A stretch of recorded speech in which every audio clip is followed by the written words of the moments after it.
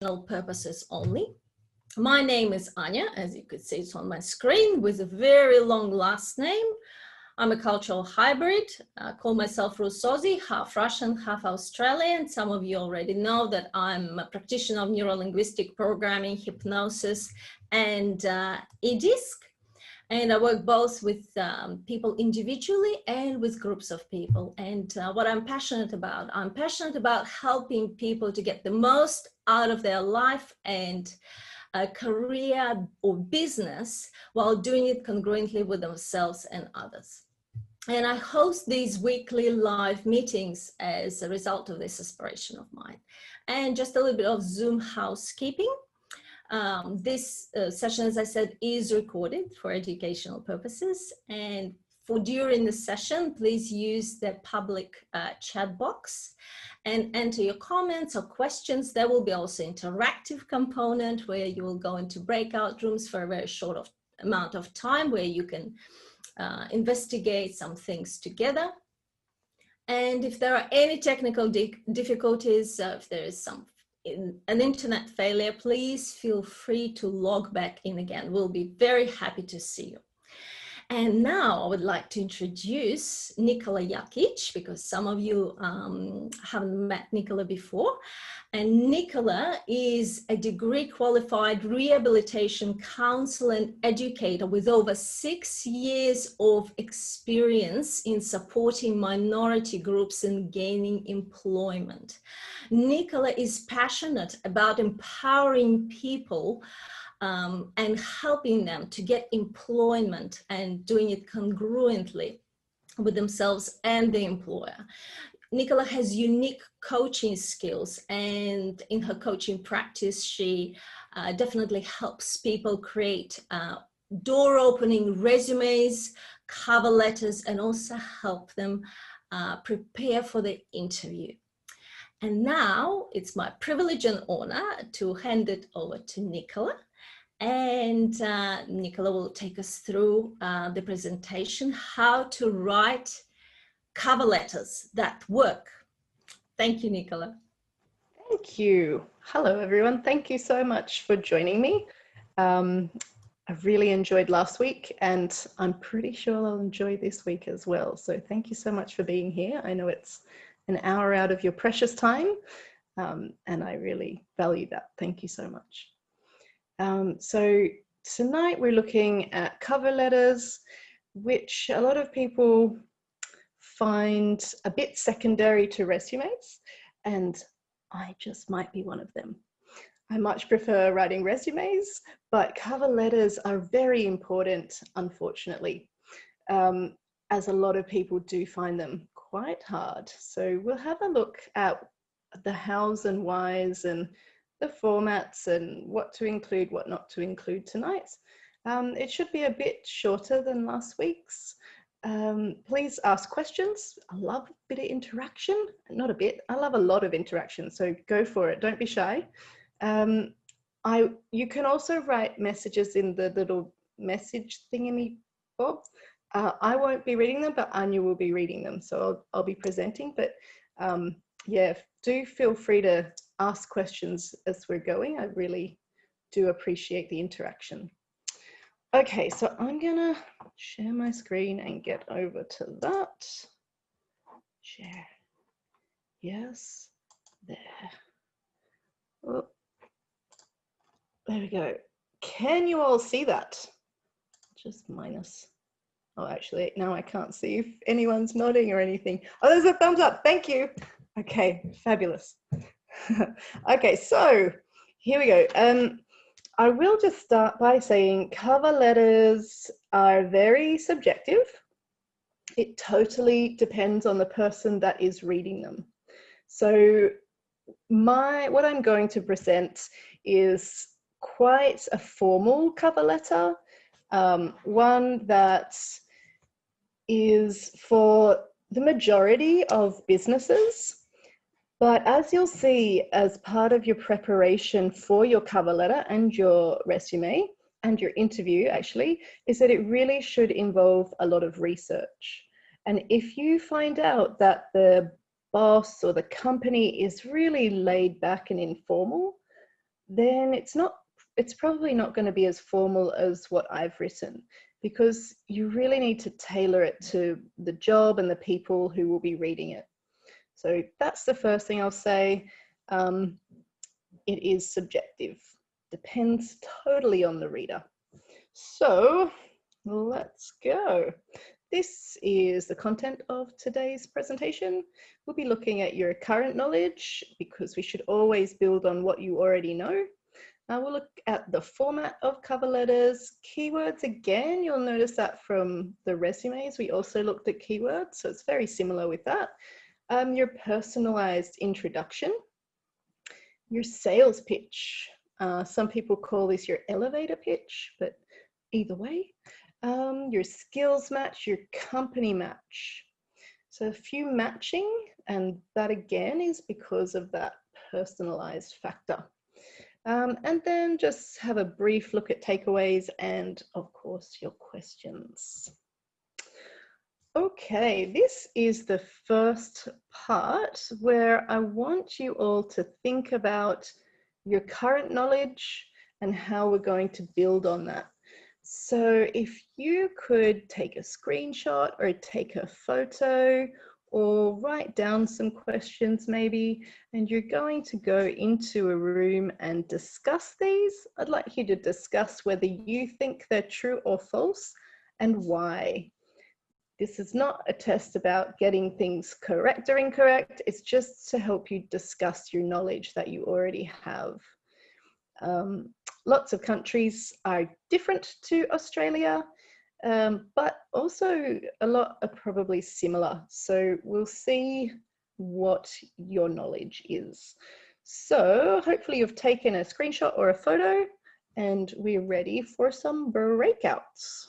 About your knowledge that you already have, I have to say that we were just speaking with Riaz, and he just kicked its ass. Totally got everything correct very nicely. So thank you for that. So let's have a look at it. Number one, cover letter isn't necessary. Anyone want to say something about that? I think that, for example, I am from Colombia, See? but in my country, we never use a cover letter, but I think that here is totally necessary. It's like it's your presentation, it's the way that you are going to sell yourself, not sell like your task, your skills and everything. So, yeah. You are totally correct. Yeah, so I know that in other countries, example like Colombia, it's not necessary. But in Australia, it really is very necessary. Some employers can skip it. So some employers can just go, okay, yeah, you've got it, and then go straight to the resume. That's their choice. Some employers might not read it at all, but it really should be there. If it's not there, they just feel like you haven't taken the time, you haven't put the effort in. A lot of employers do read it, and the purpose of that is to get them to read on, get them to see a bit of your personality, get them to really see what a good fit you might be, and then to get more details from your resume. Yeah, so in Australia at least, it is very necessary. Thank you, Alejandro. 2 should be personalized, true or false? I kind of gave the answer away with this one earlier, I think. I need. What do you think, Kemi? It's true. Yeah, it's absolutely true. Yeah, look, again, I talked about this last week, and the whole of the job seeking process, you need to remember that it's a competition. It's a competition. You are against everyone else if you're just applying for job ads. And if you do not personalize it, then you're just going to be one of the people who ran. My mum used to call them an also ran, because you just competed. You didn't get ahead of the others. You just were there. So you really must personalize it. Number 3, has spelling mistakes, doesn't matter. I think we should all realize by now, just like the resume, just like all our professional correspondence, even when you're in the job, this does matter. It shows a professional representation. It shows that you are taking the time to notice things. You're taking the time to do spell check, just simple things like that. You've got attention to detail, that you take your work seriously. It really does communicate so much about you, what you are writing. If you are writing in English and you're from another country, please get it checked by someone. My husband is from Italy. He writes in English every day, and sometimes I check his work emails because they're professional. It's important to do that. So just think about what you're communicating with your writing. 4, should use a generic salutation or greeting. HR manager. What do we think about this? Anyone? Hi, Nick. Hola. Hola. Yeah. No. Should use a generic salutation? No, not at all. I think it's much better if you can know the full name of the hiring manager, so you can include his or her name. It looks much better. Looks like you have done some research. And it looks much better. It does. If you know the name. Exactly. And again, in that competition you're in, it puts you ahead of everyone else who just writes "Dear Sir" or "Dear Hiring Manager." Yeah, so we'll talk about that a bit later, about how you can get that information. So that is definitely true. Thank you, Gonzalo.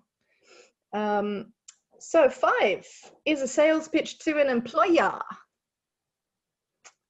Yeah, I have a feeling that you guys are going to know this. Yeah, in the last slide I had, one of the slides we will be doing is your sales pitch. So yeah, it's very true. It is. 6 can be 2 or 3 pages.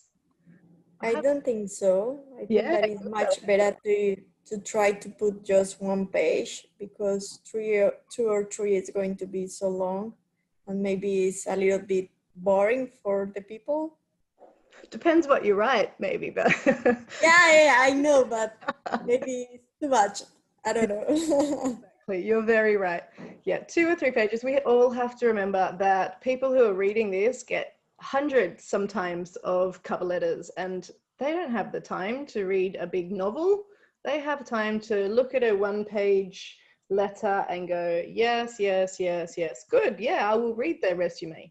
That's all it needs to be, basically. Yep. So I have seen 2-page cover letters, but I have always reduced them to 1. Yeah. 7 is the same as your resume, but in paragraph format. What do we think?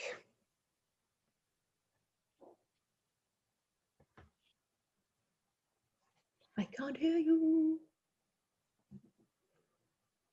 That's okay. If you're all shy, that's fine. I don't think so. It's not the same as a resume. It's totally different because you're tailoring it to attract someone. Yeah, that's right. You're attracting someone away from the rest of the competition to read your resume. Yeah. So it's not the same as a resume. It is more, it should show your personality a little bit more. It should be more of a sales pitch kind of thing, rather than your resume, which should be just really factual about what has happened. Yeah, thanks guys, you did very well. Next we have got, so I suppose you can see, there we go. I might just, oh no, I got to move it way over there. Okay, so here we have an example, and we're going to look at the format. So this one is, I have to say, it is a little bit long. It's a bit too wordy, but it totally depends on the job you're going for. So the first thing, your name banner. I've just given the example of me. Yeah, this is my name banner. This is exactly the same as is in my resume. Yeah, so this kind of part here is like, I really find modern times quite egotistical, unfortunately, but this is our branding. basically. It's like we are selling ourselves, and this is our brand. We are our brand. So if you have the same name banner in your cover letter, the same name banner in your resume, if you have a separate document of your selection criteria where you're applying for jobs, then it should be with the same name banner as well. It's got in there my name. Again, we talked about this last week, that if you want to change your name, if you want to anglicize your name, it's your identity, but you can do what you want, and it's not a legal document, so you can put whatever name you want here. You can also put part of your name. Yeah, so remember that research has shown that employers can be biased with names. So if you want to put something different, feel free to. So anyway, my name, Nikola Jakic, I've put here. I've put in my mobile number, not my home number. I've put in my email, which is just a professional, well, it's very basic. Don't put anything embarrassing in there. Don't put anything, unprofessional in there. I then put in my suburb. I haven't put in my whole address, just like in my resume. I put in my LinkedIn profile, and I've also put in a membership that I have. Yeah, this is for me, it's the Rehabilitation Counsellors Association of Australia. And if I was going for a job in this position that I've put, it would be very helpful for an employer to know that I have that. So I've put that in. It's not necessary, but if you think it's important for an employer to see straight away, then you can put that in. Yeah, so you can do that for yourself. Think about the necessities, make it a kind of branding, put it in all your professional correspondence. Next is obviously the date we need. Yeah, so the next one is what we talked about, your personal hires details. We're not just putting something generic in, we're really getting the specifics of who will be reading this. Yeah, the job reference. So the job reference is because hiring managers, some HR places have like hundreds of jobs that they're advertising. And if you're not sure which one they're applying for, this just makes it super duper easy for them to read and go, oh, it's that job. Sometimes a job will have a number. Yeah, so I would put a reference number in there if the job has a reference number, just to make it easy for the hirer. Here, first paragraph, we have your sales pitch match. We'll talk about that a little bit more, but that is the first thing I like to include in my cover letters. It's kind of punchy. It should hook in a reader to want to know more, to want to know why this person is going to apply, what skills they have. Yeah, it's a sales pitch, so it is an important one. Next paragraph, which includes the dot points, is the skills match. So with the skills match, this is from keywords. Keywords we are using in our resumes, we talked about it last week. We're getting it from the job ad, we're getting it from a search of other job ads that are similar to the one you want to go for. You can also get it from websites, you can get it from LinkedIn. So we'll look at that a little bit more as well. And the last, well, not the last bit, second last bit is a company match. So this is the second last paragraph that should tell you, or tell the company that you've done your research and that it's kind of making it personal for that company. In my example here, it's shown that you have researched that they've won an award, for an example. And I've also looked up their values on their website and I've matched mine to theirs and I've used the keywords in there. The last one is a call to action. In this case, it is to hope for a resume, a chance to meet, an interview. Yeah, so that is the basic format of a cover letter. Yeah, and last thing is just looking at the font. I like to have it justified because it's easy on the eyes. It just makes it look really professional and even.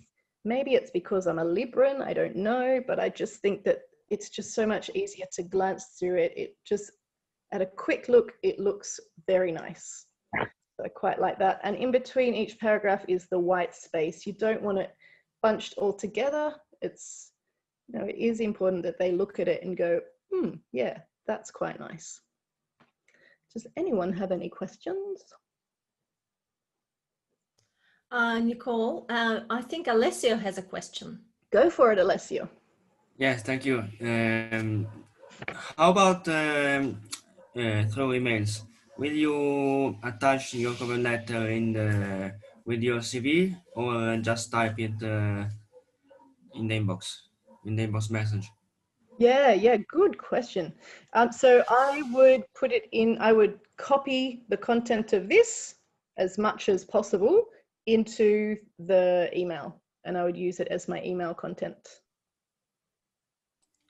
Okay, so you don't attach this format with your CV?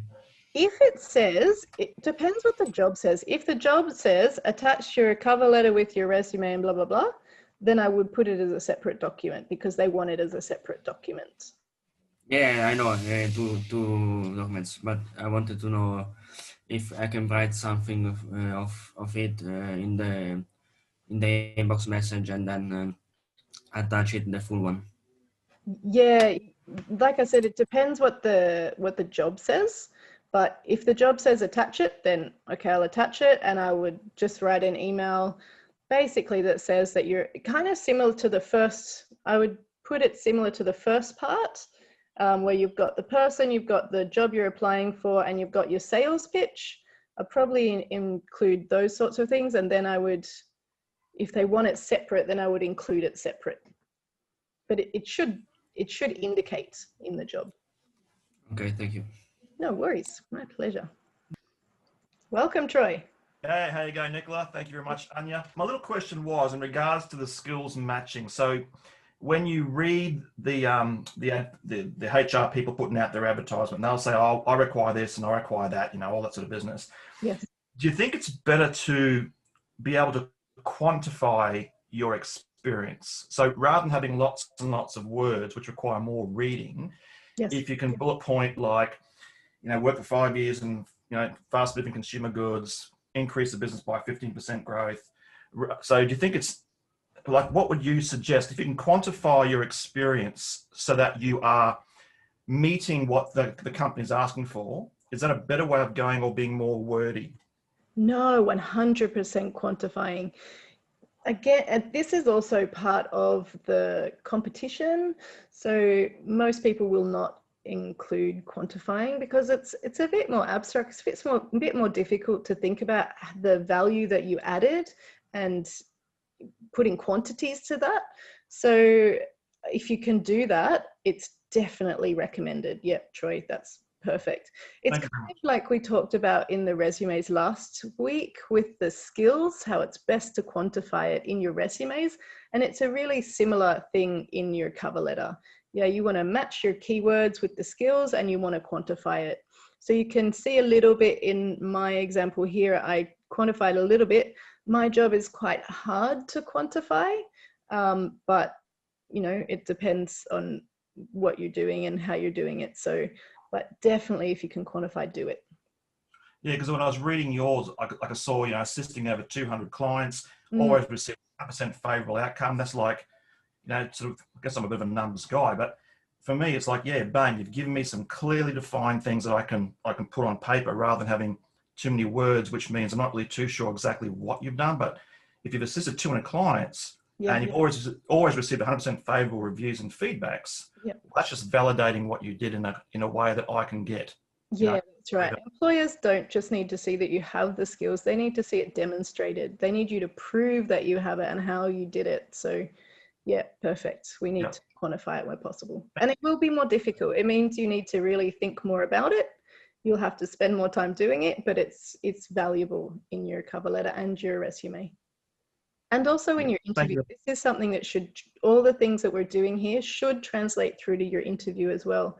If you say that you did that with 200 clients, they might ask you about that in an interview. So everything you put down on paper in these 2 documents, you need to be able to back up in an interview. So hopefully you'll learn about that next week.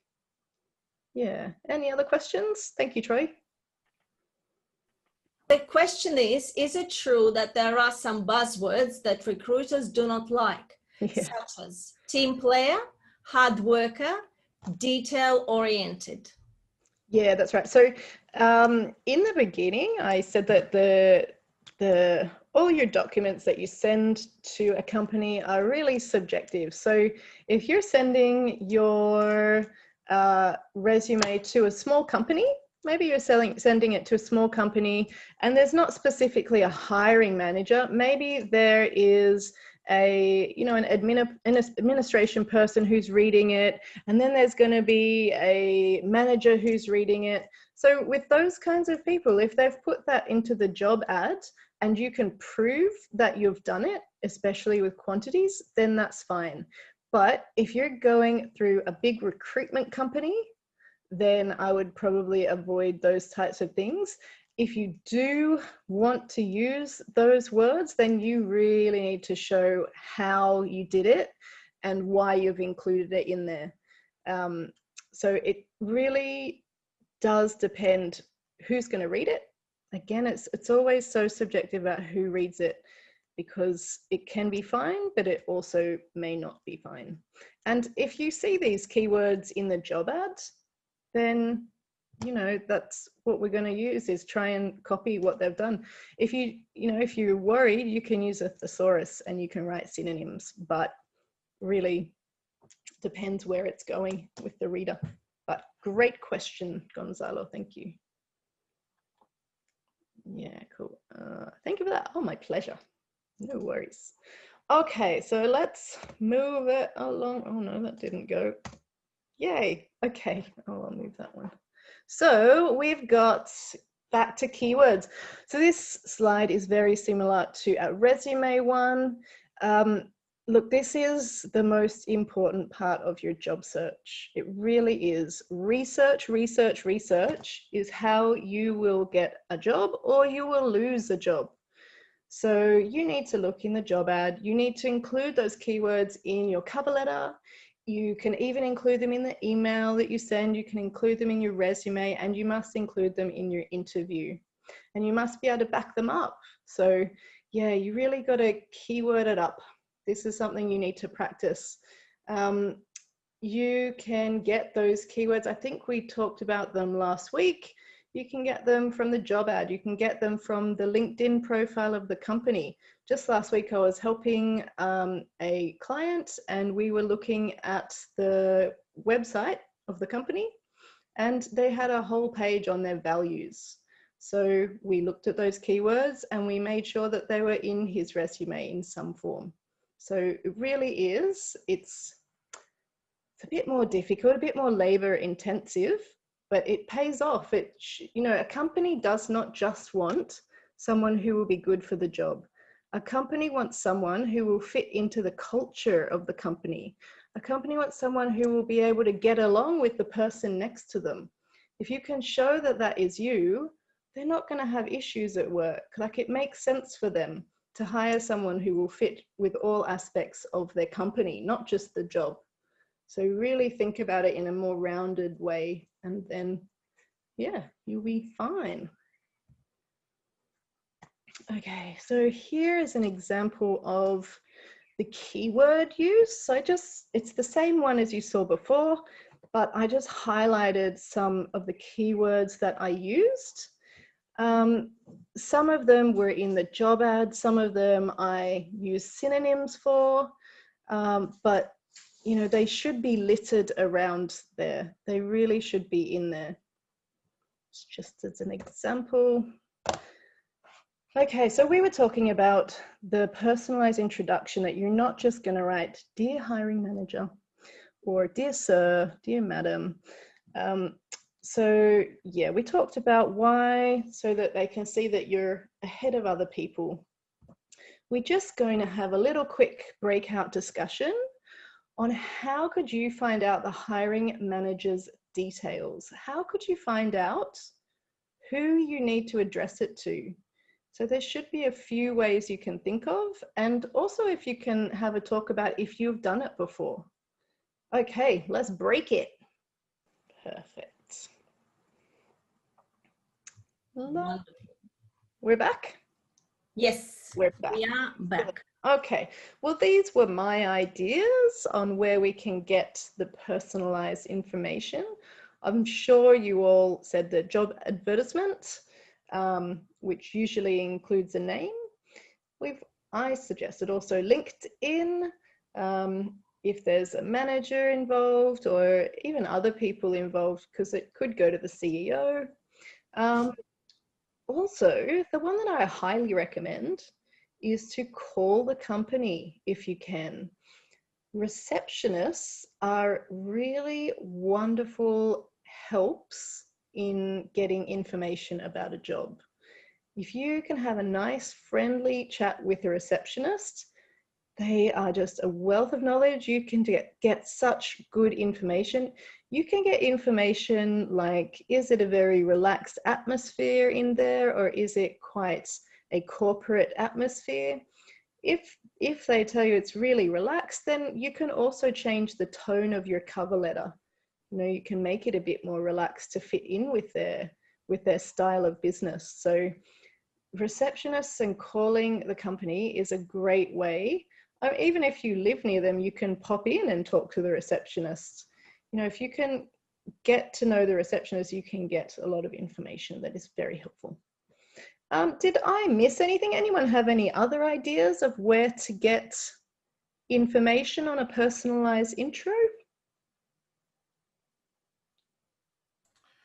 Nicola, the only one I can add is in my personal experience is if you know somebody who works at the company, but that's a bit of hit and miss, to be honest with you, you know? Yeah. I think the problem is that, you know, with places like Seek, and in our little group, we had a great little discussion. You know, Warren contributed, was great. And you often are going through a recruiting agency. And so you don't even know who's actually putting the job out there. Yes, that's right. That's very true. Really, really difficult to do. It's true. A lot of times they deliberately make it impossible for you to find out what the company is. You just can't do that. So that's why at the bottom I would suggest you can write "Dear Hiring Manager" or whatever other suitable thing, because that's not going to be important actually. If they don't want you to know, it's not important what you address it to. It really won't matter. So the rest of your information will be important. Yeah, thank you. So networking is definitely a great way. Any other ones that I didn't think about? Love to hear your feedback. Sorry, Nicola. Hi. Hi. Can you hear me well? Yes, I can. Oh, great. What time should be better to call the company? In the morning? Oh, goodness. That's an interesting question. I think it would depend on the company, actually. There's many companies that would have their meetings in the morning first thing, or they're getting things ready for the rest of the day. It would totally depend on what type of company it is. Some at the end of the day would be winding down and you might not get the people you need to get. Yeah, it's very hard to say, but good question, making me think. I'd say probably in the afternoon or maybe mid-morning, but not first thing in the morning, because a lot of companies really kind of get their stuff ready in first thing in the morning. Very good question. Great. Thank you. No worries. Okay, so anyway, the point of this slide, the really good point of this slide is receptionists. Make them your friends. They're great. So sales pitch is next. So I don't know if you guys have heard of the golden circle, but I think this is quite a valuable image to help us with a sales pitch. We've got the why, the how, and the what. A lot of people will be thinking about the what. What do you do? It's just, you know, that's the thing that most people focus on is the what, and sometimes the how. But I would really suggest that if you want to stand out from the crowd and be different to everyone else, which you do in a competition, then it is really best to think about the why first. If you can appeal to a company's why, and if you can match with a company's why, with their beliefs, with why they're there, with what they're doing, why are they doing that, and why are you doing what you're doing, then I think that that is the most valuable pitch that you could make. So I've just given an example for myself. So this image was meant to originally be with sales, so salespeople to use this, and in a way, I've said you're applying for a job, and it is a sales pitch. It's a competition against everyone else, so this is useful, I hope. So I would suggest something like, to enhance people's sense of autonomy and empowerment. This is my why. I facilitate learning in a passionate and informative manner, both in person and online. So here I've got why, and I also have how. Assisting individuals to reach their full potential, not simply by job seeking for them, but by educating about resumes, cover letters, interviewing and canvassing, enables my clients to get hired and to be independent in their futures. So in this sales pitch, I have the why. Hopefully it's glaringly obvious. I also have the how I do that. And by all of that, it tells you the what I'm offering. So I would suggest this is how you base your sales pitch. Does anyone have any questions about that?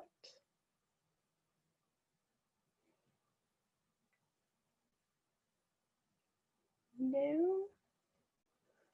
Okay, I'll move on. Oh, can I jump in for a second? Oh, Troy, go for it. No, I think that's really, really good, because if you don't really, like, even though you want a job, you don't just want to get any job, because you may get into it and absolutely hate it. Yeah. So to ask the question of yourself, why do I really want that job, is really important. It's a bit like, I really admonished your comments before about the values of the business, because for a lot of businesses, their value statement and their, all the bits and pieces are really important to them. And if you know why you want the job, and that's the company you want to work for, it really puts you in a strong position. Yeah, it does. Puts you ahead of other people, that's for sure. Absolutely. And also Alex made a comment that Simon Sinek did an outstanding TED talk about the golden circle. Yes. Thank you very much, Alex, for sharing that. Yeah. Yeah, that would be great for us to watch or rewatch for those who watched it already. Yeah, I actually listened. I had someone present to us recently in my other job, and it was not about selling. It was in a whole other context. But I looked at this and I was just like, this is totally what we need to do with our job seeking. This is for me, I looked at it and went, yeah, this is just perfectly a great example of how we need to frame our mind and frame our pitch. And it is selling. So yeah. Yes. So definitely look for that TED talk or podcast. It's very interesting.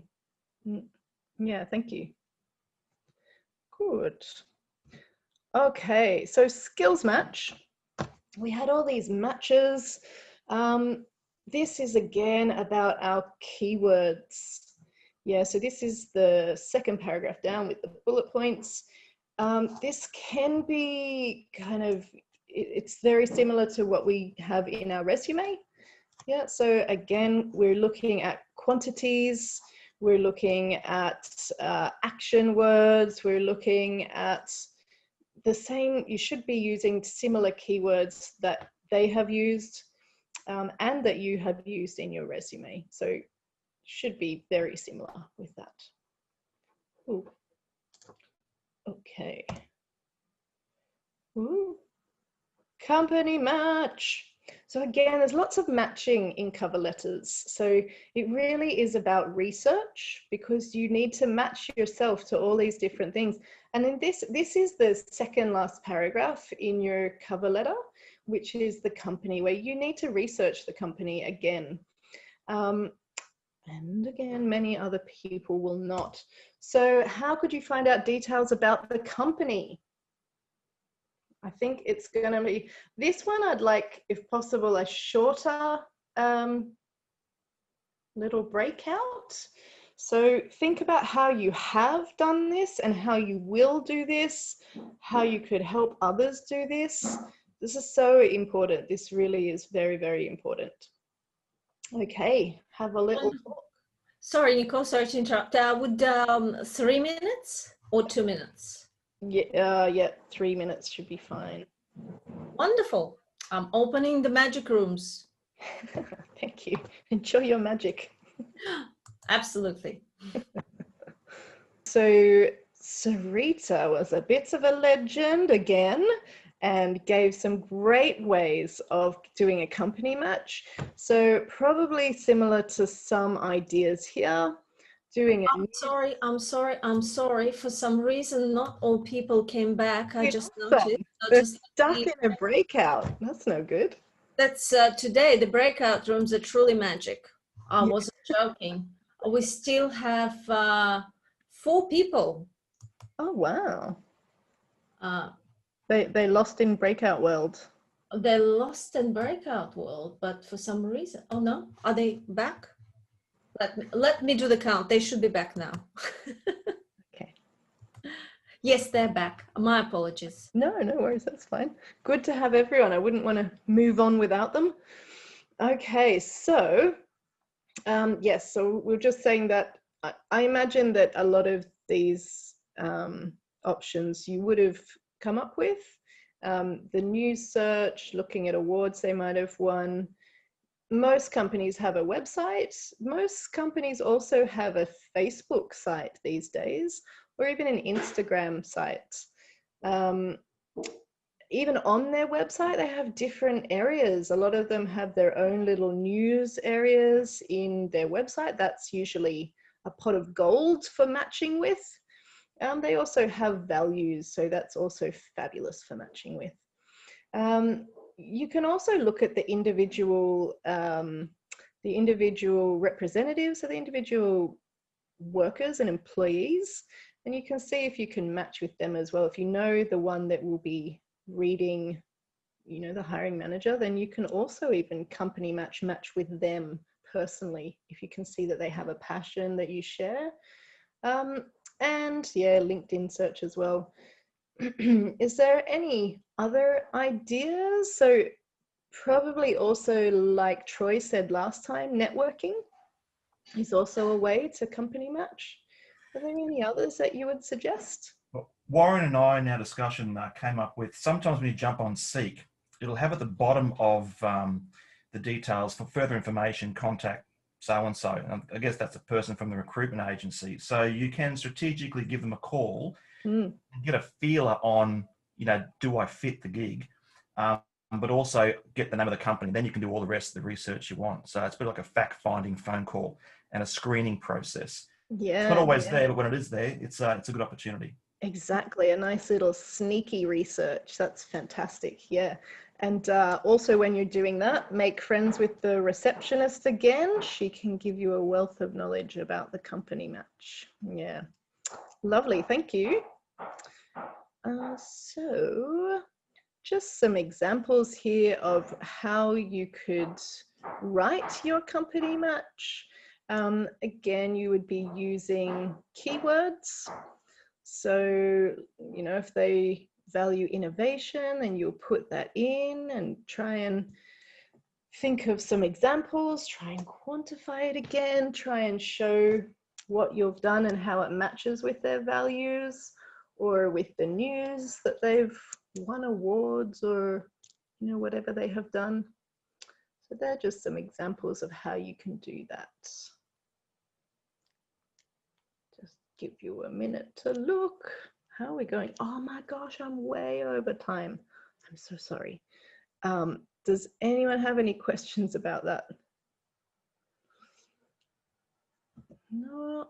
Okay, good. We're almost at the end. So just takeaways, remembering that job seeking is a sales competition, like we talked about. If the cover letter is your opportunity to show your personality, so you can make it a little bit personal. It's not just the facts like the resume. Keywords are key, which we know, I've said it many times, personalized to the company, and get it checked before sending for sure. And questions. Does anyone have any questions? Nicola, we can go away and do it ourselves, but the reality is it's good to get somebody to look over stuff. How can we work with you or get in touch with you? Yes, so that would be this slide. Oh, sorry. No, not at all. That's fine. I'm just being serious. Thank you. Yeah, my pleasure. Thank you, Troy. So yeah, these are my details. Got my number, got my email, got my LinkedIn. Also, just a reminder that I have been giving these 2 presentations, but they're on advertised jobs pretty much, but they're practically 20% of jobs that are out there. So if you really want to be successful in your job search, you should be tapping into the unadvertised jobs. And that's by cold canvassing and doing a little bit of a different job search. So just remember that we have looked at advertised jobs, but there's a whole other world out there that is more successful than than advertised jobs. But yeah, you can contact me anytime. I do help with resumes. I do help with cover letters and all aspects of job seeking, including interviewing and canvassing. So if you'd like to know anything, please contact me. But does anyone have any other questions? Oh yeah, there's like the question box chat. Oh, you're welcome. There are lots of thank yous, Nicola, and for your brilliant and outstanding presentation. And I think you certainly provide so much helpful and valuable information. And I'm sure that everyone is quite grateful for what you do, and the way you deliver just makes it even more special. And personally, I'm very appreciative of you doing this great work and you coming along to these meetups and sharing your valuable insights. And thank you so much for myself, and I'm sure on behalf of everyone else, for doing what you do. And I'm very certain that in near future, you will see another workshop with Nicola will be coming up. Wonderful. Yeah, my pleasure. It really is. I really enjoy these talks and I love meeting new people, and Anya's amazing, as you all know. So, what's not to love? It's wonderful. Yeah, thanks everyone. If you do have any other questions, I know we've gone over time, I'm sorry about that, but you're very welcome to email me or contact me on LinkedIn, and yeah, I can help you out with those questions. Wonderful. Yes, thank you very much, Nicola, and thank you everyone for coming along and for attending tonight's workshop. And judging by the amount of questions, you have truly found it valuable and interesting and learned something new, and that's all that matters, really. So yes, thank you for doing that. And just to give you a heads up, there's next week there is another workshop presentation with a different presenter, with Patty Jean, and she specializes in preparing candidates for interviews. So that will be quite interesting to have different perspectives on things, and it will be great for us to keep our minds open, because different people have different tips and different insights, but I can assure you that Nicola will be back in the nearest future, because she's just so brilliant and wonderful. All right. Okay. Thank you very much, everyone. I better let you go. Have dinner or breakfast for some, or lunch for the others. And great to have you all on board.